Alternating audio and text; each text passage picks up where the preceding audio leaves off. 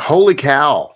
Today we get to eat about, or learn about, I should say, eating kosher, as we are learning something very important from our Parsha this week and from our Aliyah today about an aspect of kosher eating which some people know about, but you may not know the in-depth insights to, and you may not have thought about some other aspects of how to eat the holy cow. Of course, it's not limited to beef or cows, but that's the easy example. And that we're talking today about why we as Jews only eat the front half of the animal, the front half of the cow. Okay. Why we don't eat the back half. And it comes from our Aliyah today. And what's really interesting to me is that it's directly related to this incredible event of Jacob wrestling with the so-called angel, but we all know that it's actually Memtet, who is Yeshua, the manifestation of the divine. So good morning, glad you were here. Welcome. It's going to be an important topic. We're going to spend our entire time today talking about this and looking at the insights, because there's a lot. I have just to let you know, we have insights from the Talmud. We have insights from the Kale Tumash, from the Gutnik Kumash, from Mam Loez, and of course from Rabbi Monk. There's going to be sources from the Midrash here talking about this topic, and it's going to be hopefully very interesting and educational. So thank you for being here. Please be sure and subscribe to our channel if you've not yet done so. Also share this video with your friends. This is one of those videos, hopefully all of them are this way, but can be a video that answers a lot of questions and help people kind of get on the right track, so to speak, in their life. And be sure and like this video. And by the way, thank you so much. I've really asked you, I've implored you, I have encouraged you, I have strengthened your resolve to be sure and like each and every one of these videos. And you guys have answered the call. And thank you so much. The Aliyah from yesterday already has triple digit likes. And so listen, I'm telling you, this is a big deal. And I want to strongly encourage you to keep it up. And thank you so much for doing just that. So it is natural that when you're talking to non-Jewish people who are attempting to come into Torah observance, or, they're learning about it or what have you, it is not uncommon for them to think that they eat kosher. And typically one who refrains from eating pork or perhaps shellfish or both, they think to themselves, okay, this is eating kosher. And by the way, this is good. This is a good start, and it's a great place to begin. And most of us began there because, again, you don't know what you don't know. But there is a whole lot more to eating kosher than just not eating pork or not eating shellfish or what have you.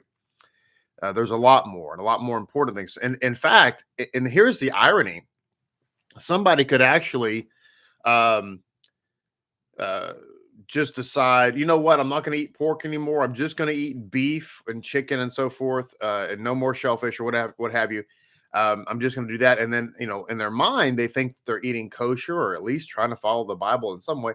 But the irony is that in doing that, which again, I want to emphasize is a great start, but they could inadvertently be not eating kosher at all, like eating non-kosher. An easy example of this would be that so you refrain from eating pork, eating shellfish, and so you go out and you want to just eat beef only, which is, again, I emphasize for the third time, is a great start. But you go out and you buy a package of hamburger meat from your local grocery store. Unbeknownst to you, there's all kinds of forbidden fats in that. Well, first of all, you have no idea what the fat is that's in there, right? Because as a non-kosher butcher. Bottom line is that there could be all kinds of kosher fats. Not to mention the fact, by the way, this is just an aside, it has nothing to do with this, but There was a study that was done a long time ago, and then one that was more recently the Rebbe was just looking at, where with respect to non-kosher ground beef, they are still finding that it's not 100% beef. When they do an analysis of it, there's other substances in there. I'm not talking about additives. I'm talking about like the strands of beef aren't exactly, beef like from a cow. Could be horse, could be who knows what. I'm just telling you. So there was a study that was done recently. It was talking about the 100% beef stuff and non-kosher products. Isn't always 100% beef. So there's that. Okay, but that's an aside. But going back to this topic here. So you see, you're well-meaning, but in it, the irony is you could actually be eating non-kosher by attempting to doing the right thing. And listen, we've all been there. We've all done that. And I get it. This is why I spend so much time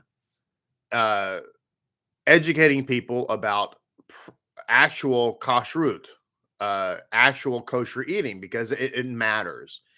You go to a kosher butcher and you purchase hamburger meat that is kosher certified, and it's really important, because everything I just said is not going to be a problem. So this is things I want to say. Also, I talk about kosher eating a lot because, well, frankly, eating is something. Raise your hand out there if you eat every day. Yeah, okay. Some of you don't, because you're actual angels and you don't have to eat, actually.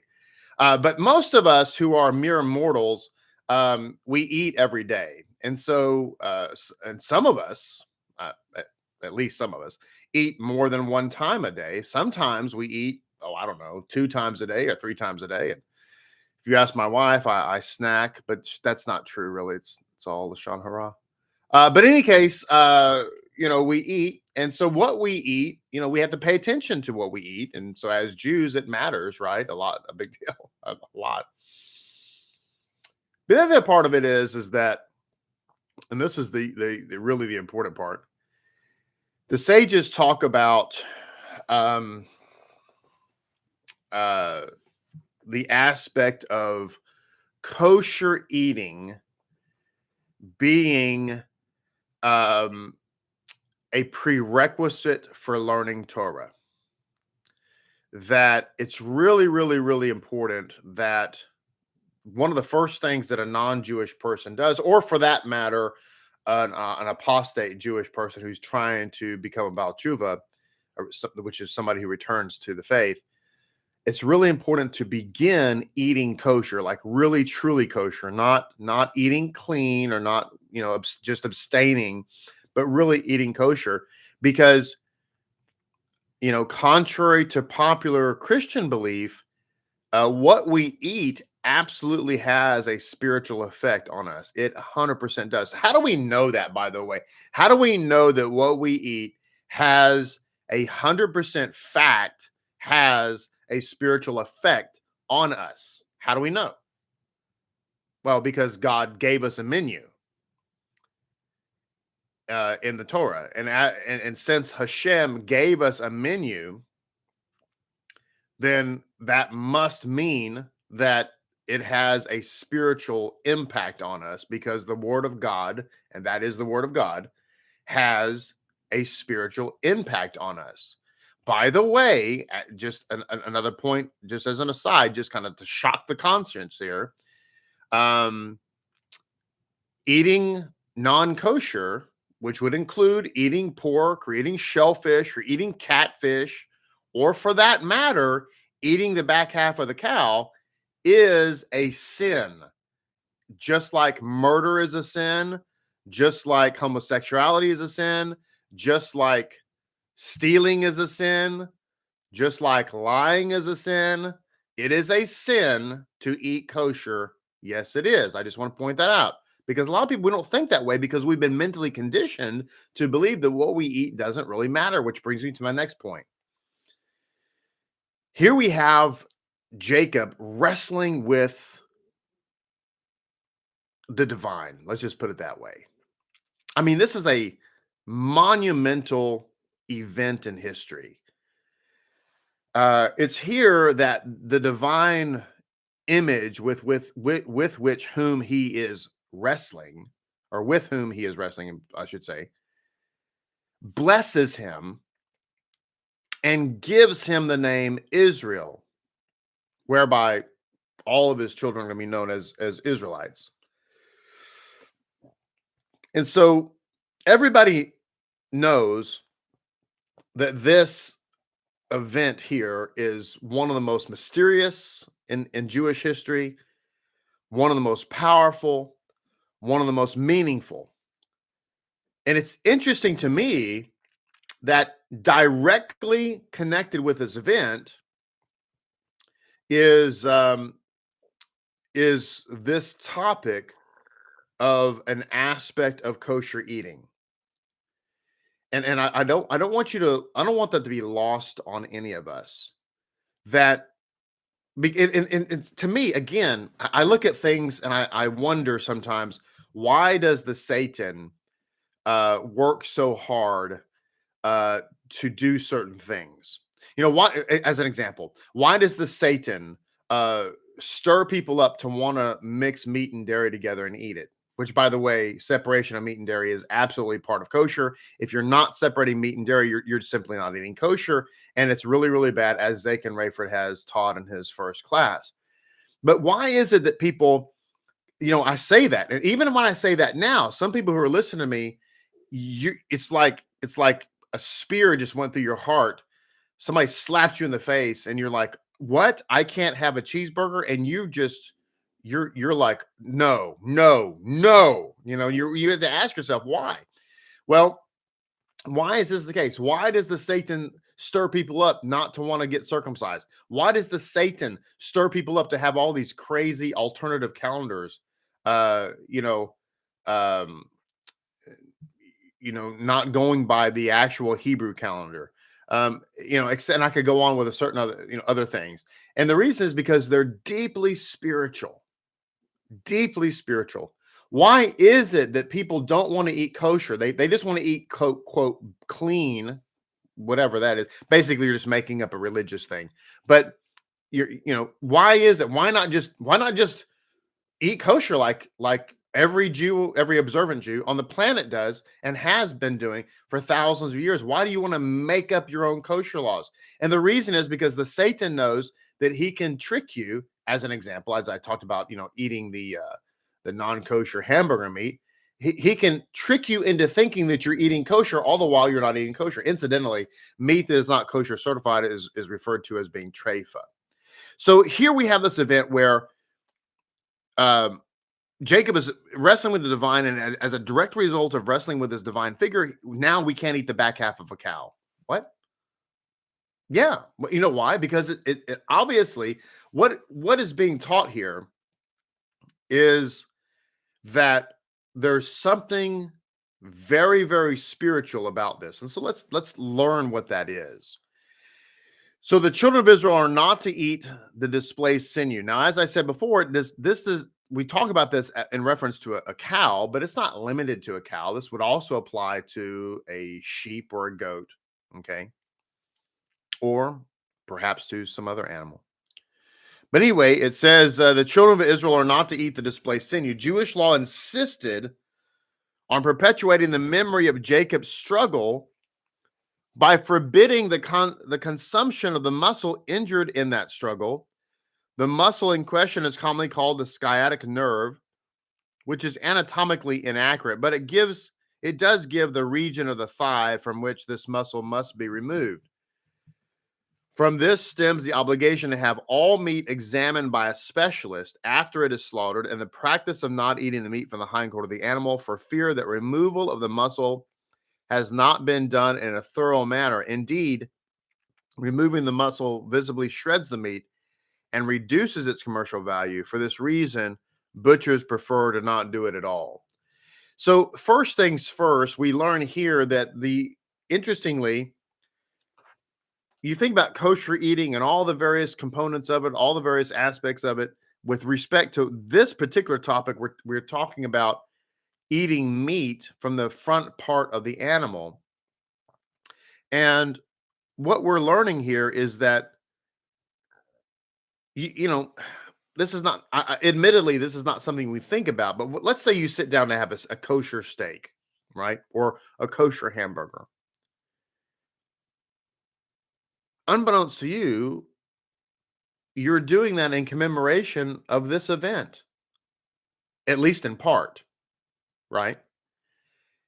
So this is what I love about Judaism, by the way. Everything in Judaism has a meaning.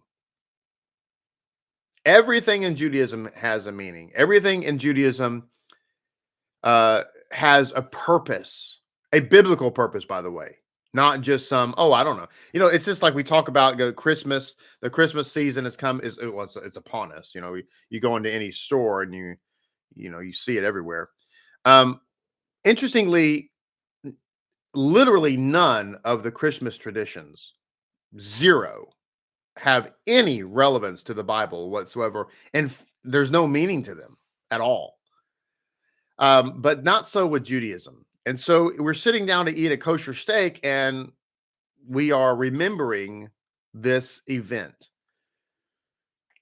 Incidentally, because we talk about kosher, not kosher, and so forth. What would be the parts of the cow specifically that would be not kosher?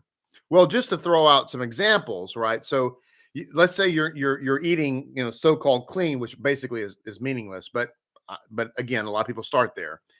And you go to the store and you want to buy beef, and so you think you're doing well.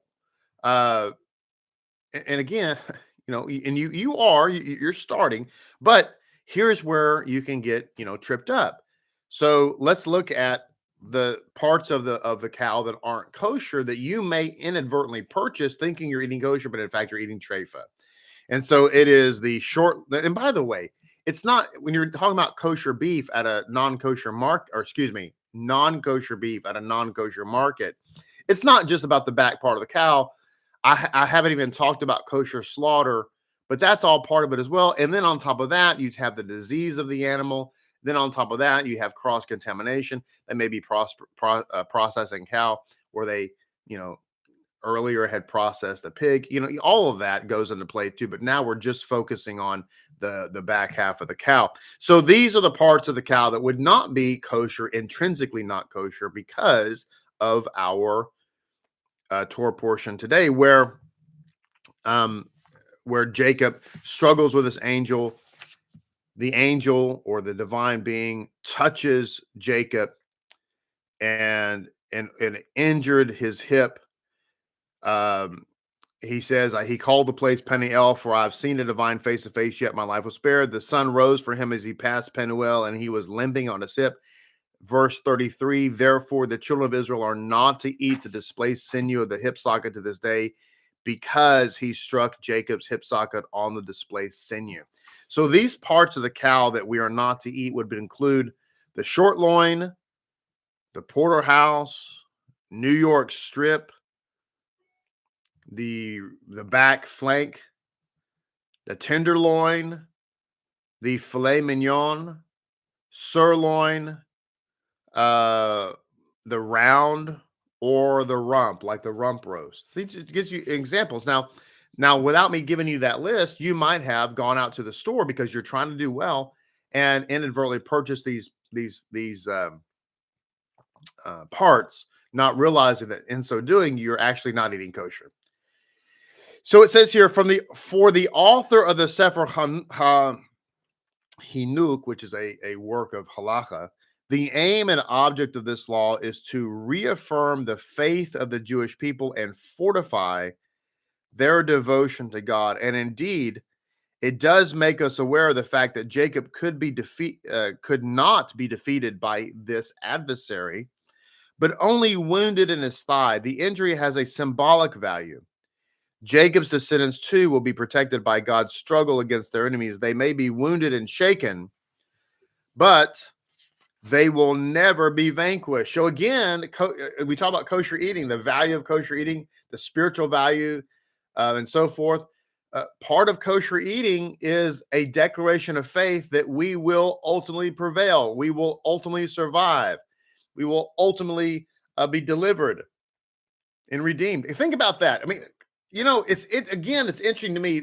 This the Satan, and of course, what I'm talking about here is largely done through Paul's letters. Paul, interestingly, he and by the way, I know a lot of people. Paul was not in any way pro Torah. He was not in any way observant of Torah. It's just a factual, historically true. Okay, Paul told us in his letters, basically eat whatever you want. Right? Doesn't even matter. And one wonders, why is it that the Satan would would create this whole religion whereby that was a fundamental precept? And the answer is because of what everything I'm talking about today. You sit down to eat kosher, and what the Christian doesn't understand is eating kosher is a spiritual declaration. Just eating kosher, something we do every day as Jews, is a spiritual declaration of I will be redeemed. I will be victorious. I will prevail over my enemies. Wow. See, you thought it was just a bunch of tradition. Who even cares? You think God really cares about the menu? Well, I mean, the whole idea that does God care about what we eat? Well, I mean, he gave us 2 whole chapters in the Torah about what to eat. Seems to me like he does care. And now you know why he cares, because when we eat kosher, we are in fact declaring that he is our savior and we will indeed be saved. All because you ate kosher food. Rabbi Hirsch points out that Jacob's physical weakness is necessary to open Esau's eyes. What? Yep. To open Esau's eyes to the real power which makes Jacob invincible. To be sure, the descendants of Jacob limp through history, but when historical circumstances dictates, they willingly give up this thigh muscle, for Jewry realizes that its historic existence does not depend on the presence or absence of physical might. If Jacob fails, it is not at all because of his physical and material power as much as that they're no match for Esau, but because he has not deserved to keep the divine protection over him. If Jews stand firm without wavering, it does so not because of material or physical power, but because the Almighty bears this people upon the wings of eagles through the centuries of history.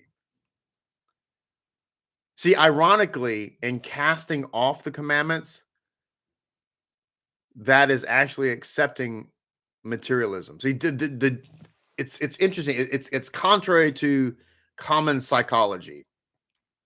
The Jew who accepts upon himself or herself the Torah of God is actually a deeply spiritual person who is putting their faith not in materialism, but in God.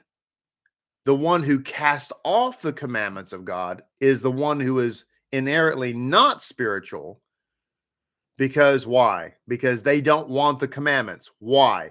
Because they want what they want. They're the Esau who just wants to eat anything and everything, wear anything and go with anybody and anything, marry anybody and anyone. All those kinds of things. They don't want no rules, just right. Okay. With a totally different point of view. Now, this is not uncommon in Judaism to have different points of view. Okay.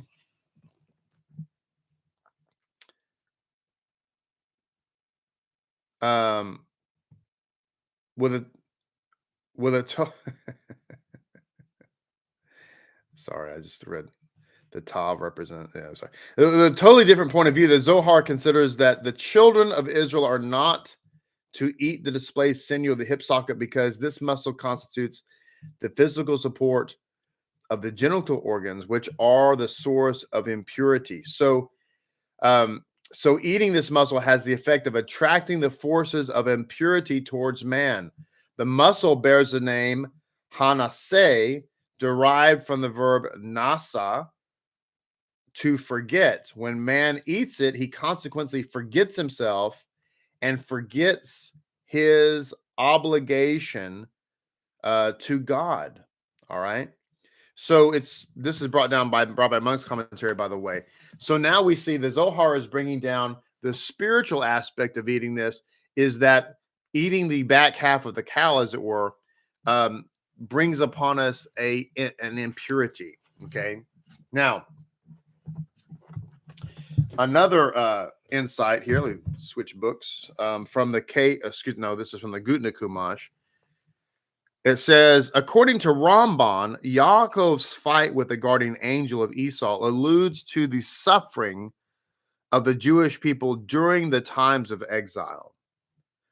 The fact that Yaakov was later healed completely in 33:18, chapter 33 and verse 18, indicates that when the exile finally ends, there will be no remnant whatsoever of Jewish suffering.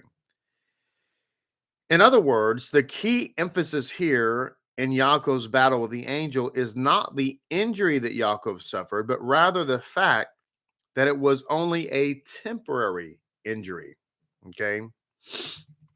Thus, when we observe the prohibition against eating the sciatic nerve, the gid ha-nashe, our emphasis too should be a positive one.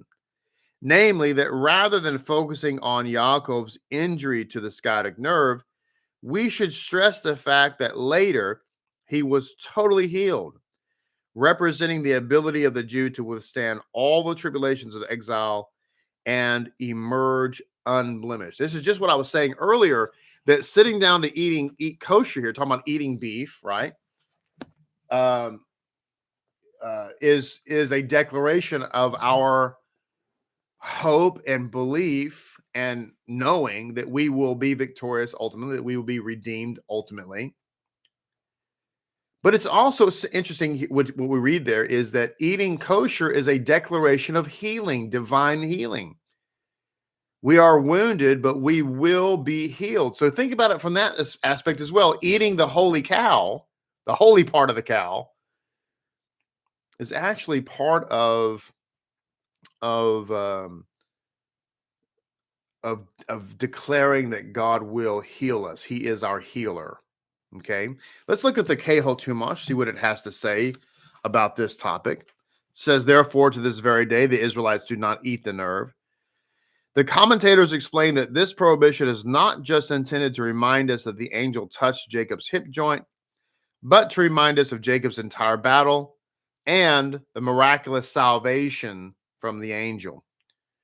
The reason we commemorate this salvation more than any other is because it contains the promise of our survival. So again, I just can't get over this. It's built into kosher eating is this incredible faith point. And again, I know I'm a broken record on this, but I just shake my head and marvel. You know, I bring up kosher eating to people. By kosher eating, I'm talking here about actual kosher eating, rabbinic kosher eating, which is the only valid kosher eating. Okay, and you sometimes only from non-Jews do I receive pushback. No, you don't have to eat rabbinically kosher. You can just eat clean or whatever. And guys, you have to understand, if that's your mindset, it's the Satan talking to you about that. Why? Because the Satan knows things you don't know. He knows things you don't know. He knows things you don't know. What's with the resistance anyway?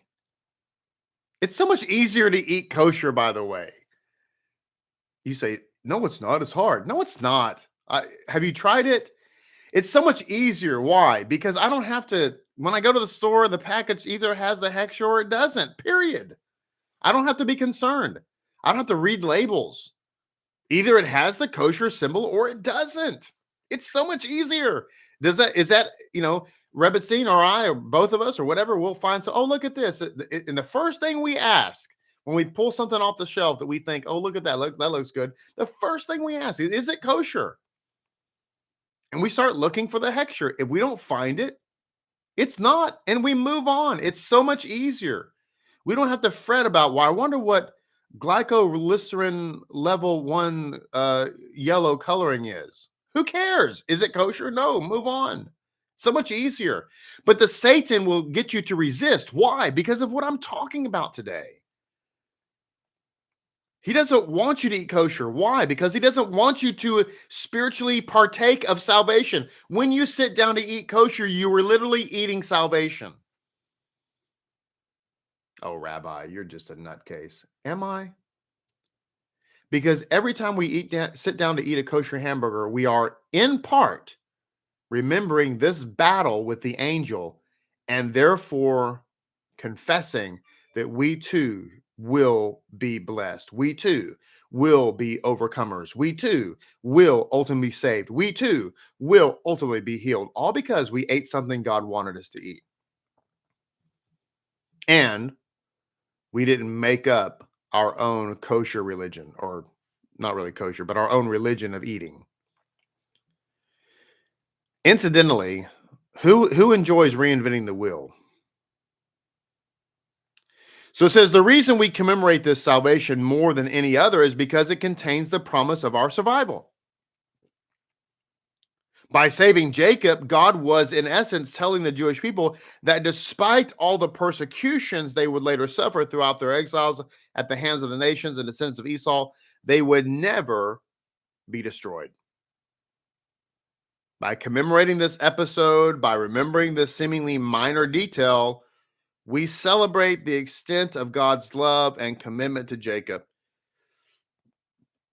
and his descendants, a love of such magnitude that it causes God to be concerned with every minor detail of our existence. Okay?